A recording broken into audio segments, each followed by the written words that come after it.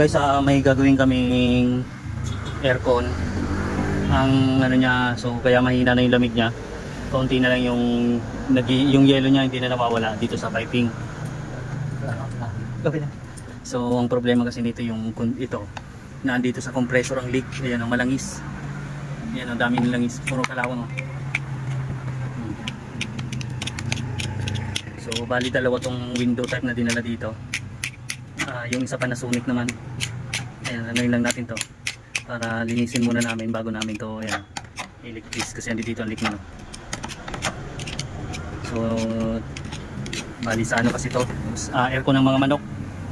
Malapit lang sa dagat kaya ganun. Itong isa naman, window type din to na Panasonic naman, yung problema niya naman compressor. Yung capacitor ng compressor ang kanyang problema. So bali nga yung ano niya, yung shafting niya kinain na ng kalawang. So bali di ko na lang gagalawin yan para hindi na siya umuga mamaya.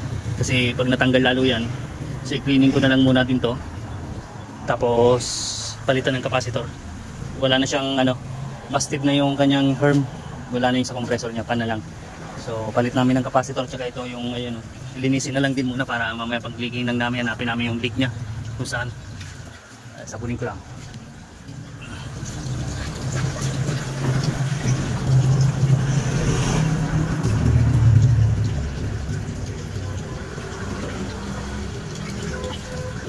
Grabe. Inano ng kalawang yung ano. Ayan, dito kasi ang dito ang leak niya, no? Dahil dito ang langis. So mamaya ano namin yan.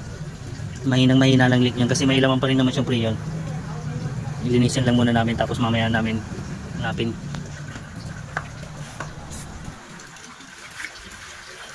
So ito guys yung ano Panasonic na ano, ito ang problema niya, capacitor.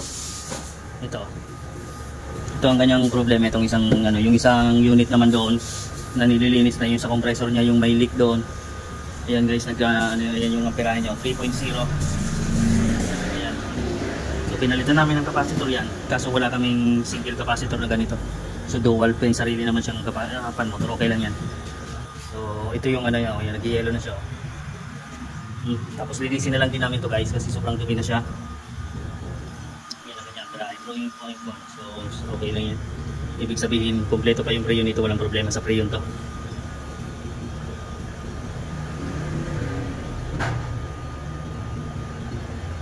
So ayan guys, testing muna to para ano, kapag nililinis pa naman yung isa. So ito yung isa guys, bali ano namin to, siguro baklasin namin tong compressor nya para ibabad namin to sa tubig. Saka namin pipresyoran to, baklasin ko lang muna yung ano niya, yung compressor para nakahiwalay siya. Dahil dito ang leak niyan malangis.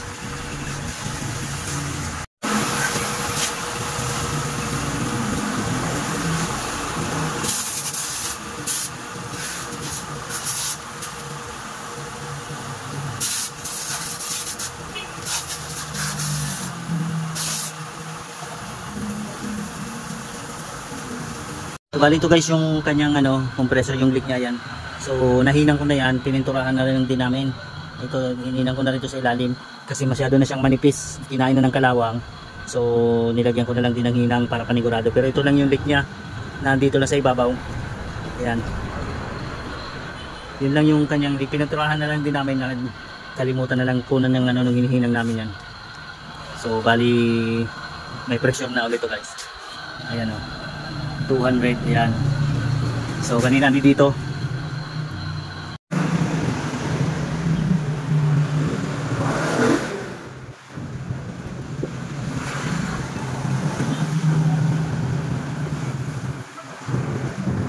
so wala na dito.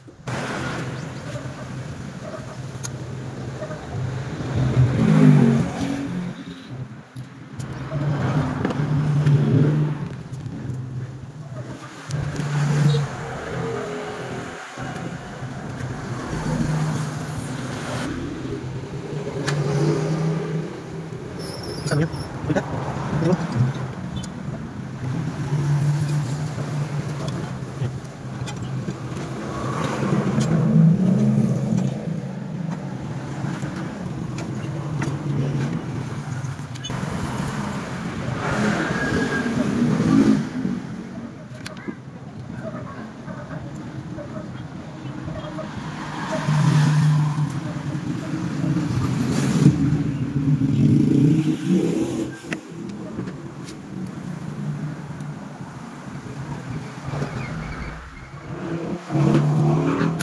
Guys, pressure na lang namin to.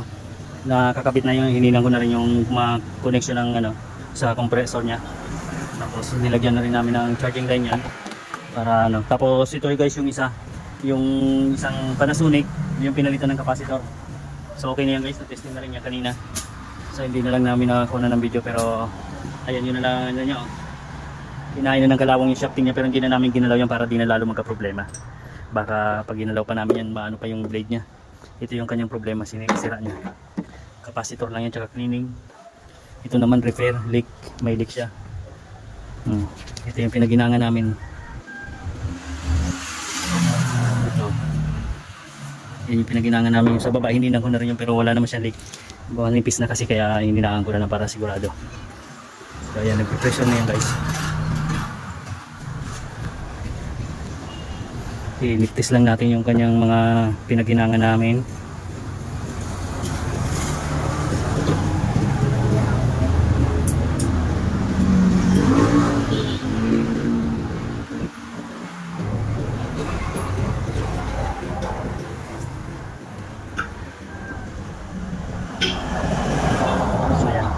Wala naman.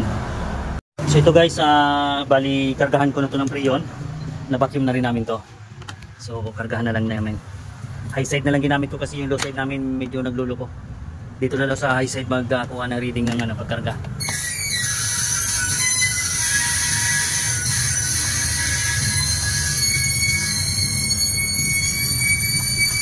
Tapos kunan ko na lang din ang perahe para sakto lang yung kanyang ano, karga. So bali una natin guys. Yan. High call. High pan pa lang pala. Tapos ito yung high call. Yun.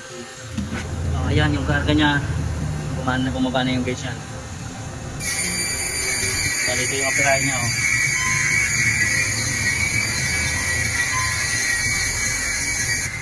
So ayan. 3.2 no? Maximum yan? Oo. Dito. Yung ano yan? 2.5 no? 2.5. Maximum niya 2.5 lang tayo.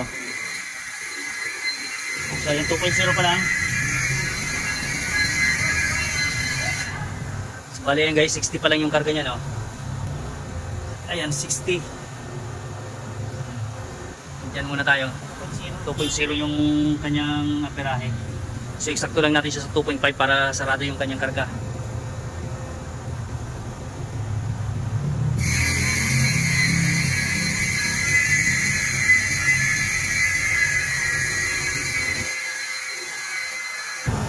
So yan guys, dagdagan ko pa ng konti yan. Yan.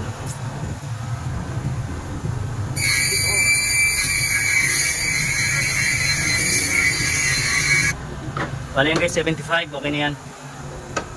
75, 73, 75 yan. 2.2. So pwede na yan, okay na. Kompleto na yung moisture kasi dito. Ayan, kompleto na yung ano, ng piping niya. Yan. Simulan dito sa gitna, pababa, tapos ito papataas na. So okay na yan guys. Bali yan. 75. Okay na yan.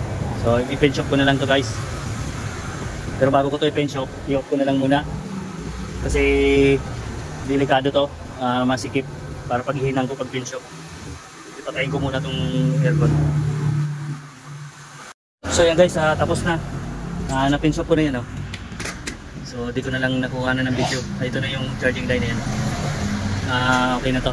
Pero pinatay ko muna siya kasi sobrang sikip nung ano, paghinang mahirap na pag gumagana. Baka madisgrasya pa. So yun, okay na yan guys, simbolin na lang namin to. Okay na itong dalawa.